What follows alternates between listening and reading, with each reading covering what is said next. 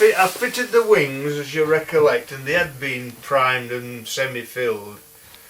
But Dave, my painter friend, he's rubbed them right down. He's filled, put more filler on, rubbed that down several times, finished up with a thick coat of primer that he spent 3 to 4 hours yesterday rubbing down, and they're now in a state for him to come to put the finish on. So when he comes, I shall roll this back and cover the complete car. I've taken great care to get good seals on everything. That were already in, and as you can see it fits up to it nicely. And I've managed to make a quite good seal on the other side. I've got the ultimate wiper working here, which is quite amusing. It's probably going to be all it'll need, but time will be out in the rain. Now fitted the panels, and you might find it difficult to see, but I've used panel pins where I intend to put screws.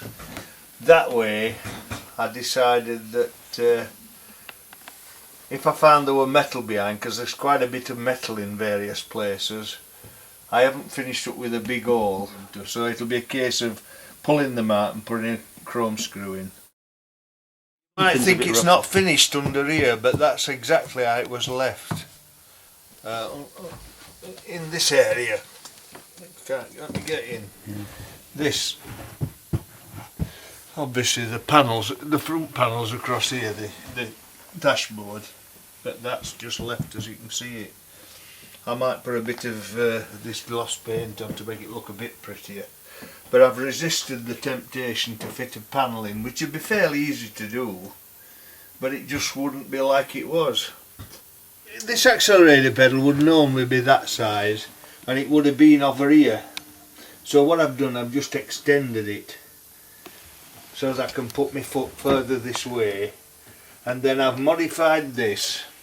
Originally this was down here somewhere, but when it goes back it'll finish up roughly there.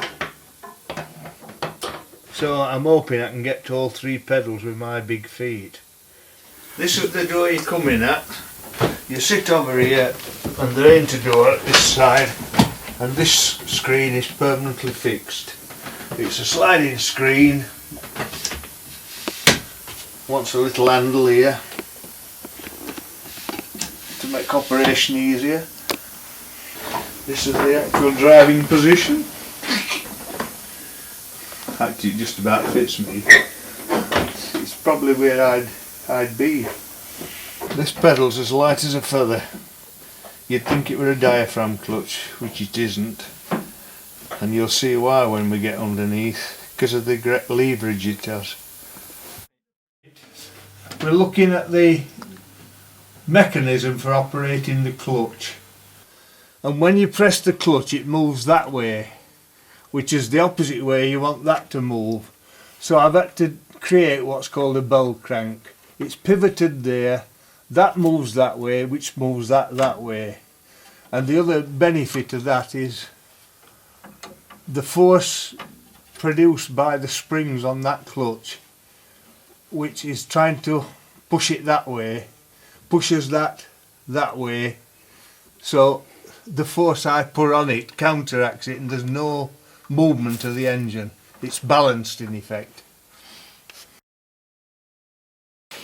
This is off an XK8, a Jaguar.